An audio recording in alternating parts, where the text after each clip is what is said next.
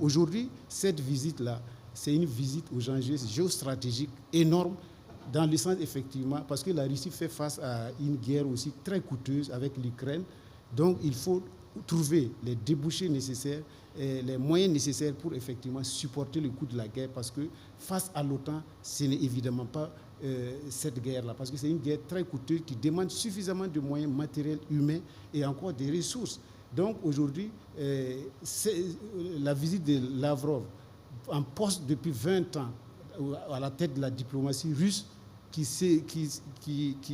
vient au Burkina Faso et dans d'autres pays, c'est tout un symbole. C'est un clin d'œil fait à l'Afrique pour dire à cette Afrique-là qu'au-delà de votre partenariat avec l'Occident, avec les pays de l'OTAN, la Russie est suffisamment mûr, suffisamment fort pour vous accueillir dans son giron diplomatique.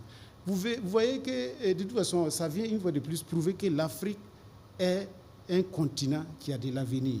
L'Afrique est le continent où se mène actuellement ce qu'on appelle une guerre froide, une guerre géostratégique dans laquelle les différents blocs de l'OTAN et de l'autre côté, la Chine, la Russie et les autres pays se battent. Parce que quand vous voyez comment les ressources, les relations sont faites, parce que vous avez assisté tout récemment, le premier sommet Afrique-Corée du Sud. Afrique-Corée du Sud, le premier qui a regroupé même des sommités du monde entier, notamment même l'Union africaine qui s'est fait représenter par Mamad Faki et d'autres pays. Donc aujourd'hui, aucun pays ne peut envisager un développement géostratégique sans l'Afrique. Donc tous ces migments qu'on est en train de voir au niveau des États africains, notamment les États du Sahel, c'est dans le sens effectivement de se repositionner sur le plan de la diplomatie, parce que l'Afrique aujourd'hui est le continent qui compte et qui va compter demain dans le cadre effectivement de la bipolarisation du monde aujourd'hui. Parce que sur les papiers, vous direz que c'est les États-Unis, c'est l'OTAN les plus forts, mais en réalité, économiquement, l'autre bloc est en train de prendre le dessus. Et l'autre bloc est en train de prendre le dessus, et ces derniers-là aussi ne vont pas faire du cadeau au bloc russe et autres. Donc c'est une bataille qui est engagée. Même notre terrorisme qu'on est en train de vivre de façon objective, ça rentre dans le cadre effectivement de l'occupation des richesses des États africains et de l'exploitation des richesses africaines.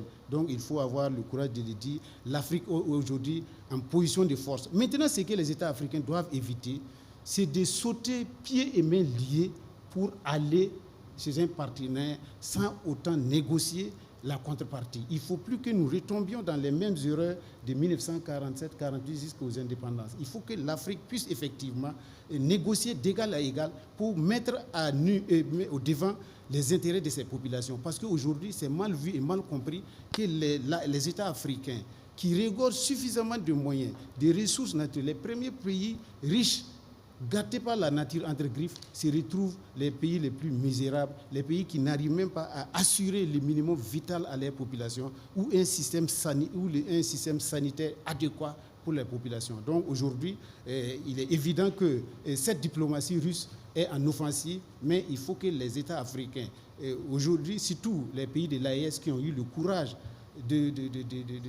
d'aller vers la Russie, arrivent effectivement à s'assumer dans les choix, que ce soit des choix gagnants, que ce soit des choix qui tiennent compte des intérêts supérieurs des populations au-delà des intérêts individuels. Parce qu'on a vu à un certain moment le Burkina Faso avec la Chine-Taïwan, où les relations, les effets positifs des relations entre ces deux pays-là retombaient seulement sur une famille ou sur une catégorie de gens. Il faut éviter ce genre de négociations, il faut éviter ce genre de partenariat. Il faut que dès lors qu'un pays africain négocie avec un partenaire, que ce soit un partenariat gagnant-gagnant, où l'intérêt supérieur est au-dessus des intérêts égoïstes individuels.